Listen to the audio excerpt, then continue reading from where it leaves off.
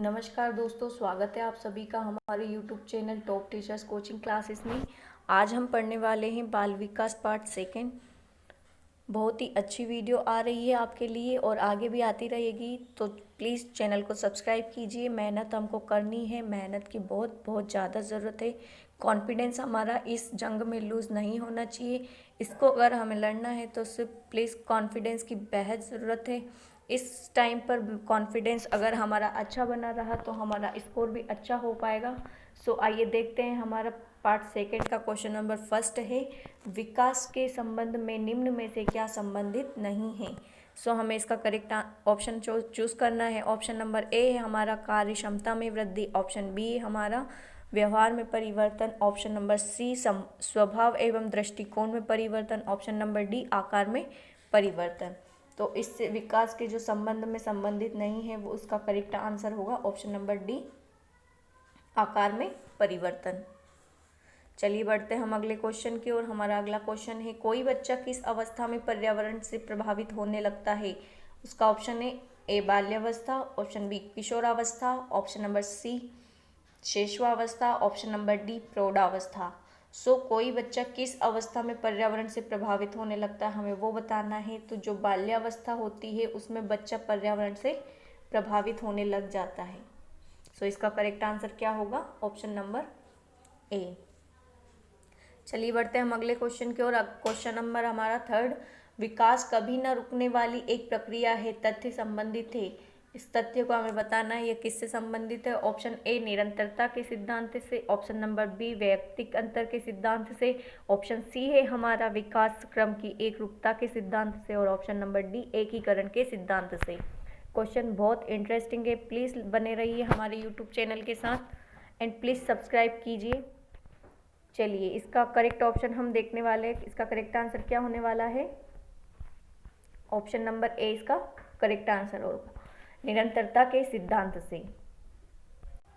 चलिए बढ़ते हैं अगले क्वेश्चन की ओर। अगला क्वेश्चन है हमारा क्वेश्चन नंबर 4, विकास की दिशा होती है। हमें इसका करेक्ट आंसर बताना है, विकास की दिशा कैसी है। ऑप्शन ए निश्चित, बी अनिश्चित, सी निश्चित व अनिश्चित दोनों प्रकार की, और डी है हमारा उपरोक्त में से कोई नहीं। सो फ्रेंड्स हमें विकास की दिशा को बताना है, विकास की दिशा कैसी होनी चाहिए हमारी। सो विकास की दिशा जो होती है वो ऑप्शन नंबर ए होती है, निश्चित होती है। उम्मीद करती हूँ आपको क्वेश्चन अच्छे लग रहे होंगे और आप सोल्व कर रहे होंगे। चलिए बढ़ते अगले क्वेश्चन की ओर। क्वेश्चन नंबर 5, बालकों में होने वाले क्रमबद्ध रूप से सुसंगत परिवर्तन की श्रृंखला को कहते हैं। ऑप्शन ए हमारा वृद्धि, बी विकास, सी संस्कृति और डी समावेशन। सो हमें इसका करेक्ट आंसर बताना है, जो क्रमबद्ध रूप से सुसंगत परिवर्तन की श्रृंखला है वो क्या है, तो उसको क्या कहते हैं हम। ऑप्शन नंबर बी इसका करेक्ट आंसर होगा, विकास को हम क्या कहते हैं, सुसंगत परिवर्तन की श्रृंखला। चलिए बढ़ते हैं अगले क्वेश्चन की ओर। अगला क्वेश्चन है हमारा क्वेश्चन नंबर 6, तनाव और क्रोध की अवस्था है। ऑब्वियसली हम खुद जानते हैं कि हमें गुस्सा सबसे अधिक कौन सी उम्र में आता है। सो ऑप्शन ए है शैशवावस्था, बी किशोरावस्था, सी बाल्यावस्था और डी वृद्धावस्था। तनाव और क्रोध की जो अवस्था है वो मनोवैज्ञानिकों के आधार पर ऑप्शन नंबर बी है किशोरावस्था, जो तनाव की क्रोध की अवस्था होती है। चलिए बढ़ते हैं अगले क्वेश्चन की ओर। अगला क्वेश्चन है हमारा क्वेश्चन नंबर 7, माता पिता से संतानों को प्राप्त होने वाले गुण को कहते हैं। ऑप्शन ए वंश, बी वंशानुक्रम, सी वातावरण, डी इनमें से कोई नहीं। तो हमें इसका करेक्ट आंसर बताना है कि इसका करेक्ट आंसर क्या होने वाला है। फ्रेंड्स उम्मीद कर रही हूँ आप क्वेश्चन लगा रहे हैं, हमारे साथ बने रहिए यूट्यूब चैनल के साथ टॉप टीचर्स कोचिंग क्लासेस। सो इसका करेक्ट आंसर है बी वंशानुक्रम। चलिए आइए नेक्स्ट क्वेश्चन देखते हैं। क्वेश्चन नंबर 8, निम्नलिखित में से कौन सा नियमित शिक्षा के अंतर्गत नहीं आता है। वो है ऑप्शन ए स्कूल, बी पुस्तकालय, सी धर्म और डी शिक्षण विधि। फ्रेंड्स प्लीज़ क्वेश्चन को लगाइए, क्वेश्चन बहुत इंटरेस्टिंग और बहुत इंपॉर्टेंट है, एग्जाम में आ चुके हैं क्वेश्चन इनमें से। So please try do this. चलिए हम इसके ऑप्शन की ओर बढ़ते हैं। ऑप्शन नंबर सी हमारा करेक्ट आंसर होगा, धर्म एक ऐसा वो है जो नियमित शिक्षा के अंतर्गत नहीं आता है। चलिए बढ़ते हैं अगला क्वेश्चन। अगला क्वेश्चन नंबर 9, प्रत्येक छात्र स्वयं में विभिन्न है, इस तथ्य का प्रमुख कारण आप क्या मानते हैं, इसको बताना है। ऑप्शन ए है भौतिक वातावरण, बी सामाजिक वातावरण, डी वंशानुक्रम या डी सभी। हमें इन चारों ऑप्शनों में से बताना है कौन सा करेक्ट ऑप्शन है। प्रत्येक छात्र स्वयं में विभिन्न है, इसका हमें करेक्ट आंसर बताना है। वो भौतिक वातावरण से विभिन्न होता है, सामाजिक वातावरण से, वंशानुक्रम से, ऑब्वियसली। सो इसका करेक्ट आंसर क्या होने वाला है, ऑप्शन नंबर डी इसका करेक्ट आंसर होगा, यह सभी। आइए बढ़ते हैं नेक्स्ट क्वेश्चन की ओर। क्वेश्चन नंबर 10, मानसिक रूप से अस्वस्थ व्यक्ति में निम्न में से क्या पाया जाता है, हमें इसको बताना है। निम्न में से क्या पाया जाता है। ऑप्शन ए आत्मविश्वास की अधिकता, बी तनाव की अधिकता, सी क्रोध की अधिकता, डी हर्ष की अधिकता। हमें इसका करेक्ट आंसर बताने के लिए प्लीज़ चैनल को सब्सक्राइब कीजिए। ऑप्शन नंबर ए हमारा करेक्ट आंसर होगा। फ्रेंड्स प्लीज़ जितने ज़्यादा क्वेश्चन लगाएंगे उतना ही बेनिफिट आपको होगा, प्रैक्टिस जितनी होगी उतना ही आपको बेनिफिट मिलेगा। चलिए बढ़ते हैं अगले क्वेश्चन की ओर। अगला क्वेश्चन है हमारा क्वेश्चन नंबर 11, मानसिक अस्वस्थता के कारण बालक प्राय ऑप्शन ए विवेकशील होते हैं, बी मंदबुद्धि होते हैं, सी सामान्य बालकों से भिन्न होते हैं और डी उपरोक्त में से कोई नहीं। सो इसका करेक्ट आंसर हमें बताना है। ऑप्शन नंबर सी इसका करेक्ट आंसर होने वाला है। आई थिंक आपने गेस कर लिया होगा इसका करेक्ट आंसर क्या है। ऑप्शन नंबर सी इसका करेक्ट आंसर है, सामान्य बालकों से भिन्न होते हैं। चलिए बढ़ते हैं हम अगले क्वेश्चन की ओर। अगला क्वेश्चन है हमारा, बच्चों के समाजीकरण का मुख्य साधन क्या है। ऑप्शन ए घर, बी सड़क, सी मंदिर, डी तालाब। सो इसका जो बच्चों का समाजीकरण होता है वो हमारा घर होता है। घर में अधिकतर समाजीकरण होता है हमारा। उसके बाद सेकंड सीढ़ी होती है हमारी विद्यालय। चलिए बढ़ते हैं नेक्स्ट क्वेश्चन की ओर। अगला क्वेश्चन है हमारा क्वेश्चन नंबर 13, समाजीकरण की प्रक्रिया के अनुकरण की उपयोगी तथा विकासात्मक बनने के लिए आवश्यक तत्व है, हमें इसका बताना है। ऑप्शन ए है परिवार एवं पड़ोस, बी गांव एवं शहर, सी देश एवं राजनीति, डी परिवहन एवं संचार साधन। इसका करेक्ट आंसर क्या होने वाला है। फ्रेंड्स प्लीज़ गेस कीजिए, हमारे साथ बने रहिए यूट्यूब के चैनल के साथ, top teachers coaching classes, and please channel को सब्सक्राइब कीजिए, और भी अच्छी अच्छी वीडियो आपके लिए लेकर आने वाले हैं। सो इसका करेक्ट आंसर होगा पास, परिवार एवं पड़ोस। क्या होगा इसका correct answer, option number A परिवार एवं पड़ोस।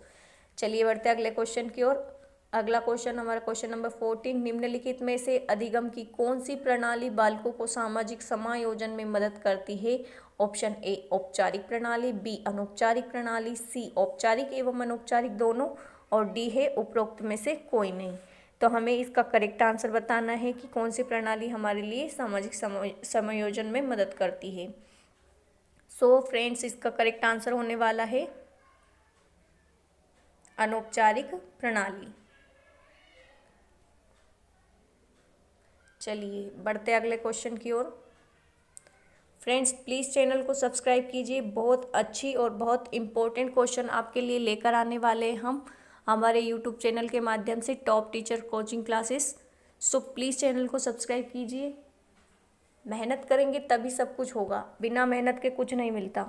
चलिए बढ़ते अगले क्वेश्चन की ओर। क्वेश्चन नंबर 15, सीखने के उद्दीपक अनुक्रिया सिद्धांत के मुख्य प्रतिपादक कौन है, हमें उसका करेक्ट आंसर बताना है। Option A Thorndike, B Pavlov, C Kohler और डी स्किनर।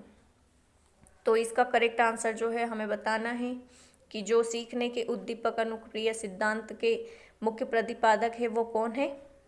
तो वो है option number A Thorndike. Thorndike क्या है, मुख्य प्रतिपादक है किसके, सीखने के उद्दीपक अनुक्रिया सिद्धांत के। चलिए बढ़ते अगला क्वेश्चन की ओर। अगला क्वेश्चन है हमारा क्वेश्चन नंबर 16, पियाजे द्वारा बताई गई बाल विकास की 4 अवस्थाओं में औपचारिक अथवा अमूर्त संक्रियात्मक अवस्था की अवधि है। ऑप्शन ए जन्म से 2 वर्ष तक, ऑप्शन बी 2 से 7 वर्ष तक, ऑप्शन सी 7 से 11 वर्ष तक, ऑप्शन डी 11 से लेकर प्रौढ़ावस्था तक। सो हमें इसका करेक्ट आंसर बताना है क्वेश्चन नंबर 16 का। सो इसका करेक्ट आंसर होगा 11, वो है घर से लेकर प्रौढ़ावस्था तक हमारी यह औपचारिक अथवा अमूर्त संक्रियात्मक अवस्था की अवधि है। फ्रेंड्स प्लीज़ चैनल को सब्सक्राइब कीजिए, जब तक सब्सक्राइब नहीं करेंगे इससे अच्छी वीडियो आप तक नहीं पहुंच पाएगी। प्लीज़ हम आपकी हेल्प करना चाहते हैं, so please subscribe our channel. चलिए बढ़ते हैं अगले क्वेश्चन की ओर। अगला क्वेश्चन है हमारा, वातावरण के अनुसार स्वयं को ढालना कहलाता है। जो वातावरण के अनुसार खुद को उसमें समायोजन कर लेता है वो सही होता है। तो इसका ऑप्शन देखते हैं हम। ऑप्शन ए साम्यीकरण, बी समायोजन, सी अनुकूलन, डी सहकारिता। वातावरण के अनुसार स्वयं को ढालना क्या कहलाता है? वो कहलाता है अनुकूलन। वातावरण के अनुसार हम ढल जाते हैं, उसको अनुकूलन कहते हैं।